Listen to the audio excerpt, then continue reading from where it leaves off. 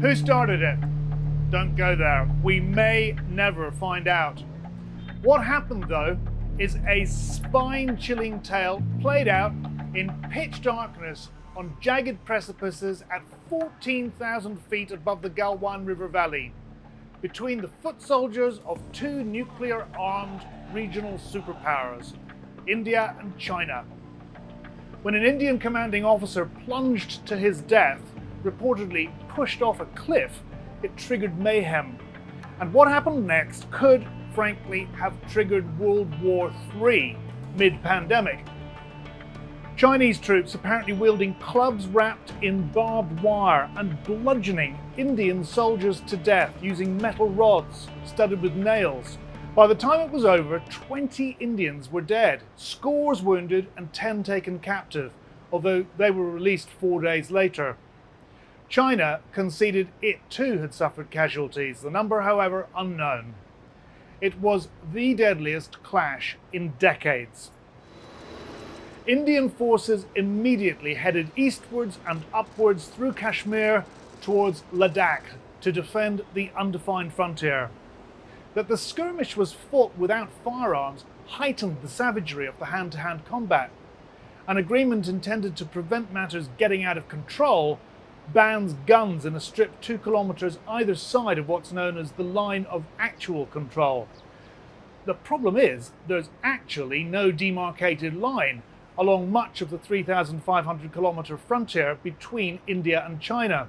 And while the two trade accusations and blame each other for violations of sovereignty, at least some of the blame rests with this man. Lieutenant Colonel Sir Arthur Henry McMahon, a British Indian Army officer turned Foreign Secretary of India during the British Raj, who in 1914 lent his name to a line on a map dividing India from Tibet.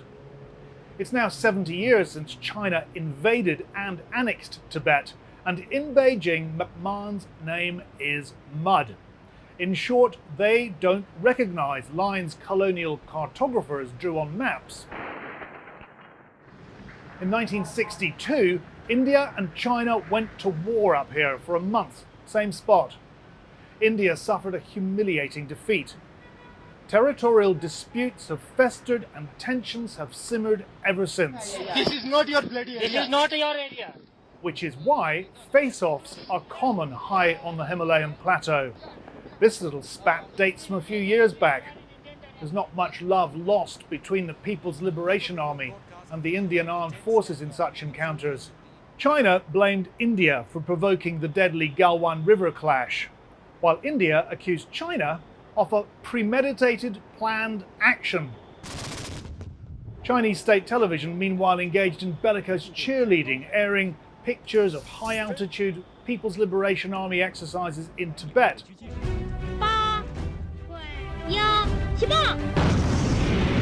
As if that was too subtle a message, the nationalist Global Times tabloid marked the anniversary of China detonating its first hydrogen bomb.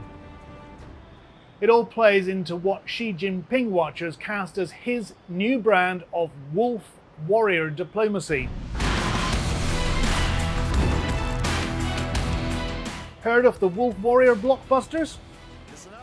They're the action-packed, guns-blazing, as yet fictional adventures of Chinese PLA Special Ops Forces, Beijing's version of Who Dares Wins meets Rambo. The patriotic movies are hugely popular in China, and their hyper-nationalist subtext is reflected in the increasingly strident and combative tone of Beijing's international diplomacy and in its foreign adventurism. President Xi Jinping has called it the fighting spirit. Here's a whistle-stop tour of just what's been going on while the rest of the world's been in pandemic lockdown. China's been busy making enemies of Canada and Australia. 2 Canadians have been charged with espionage in apparent retaliation for the arrest of Huawei's chief financial officer in Vancouver. She's now likely to be extradited to the United States on fraud charges.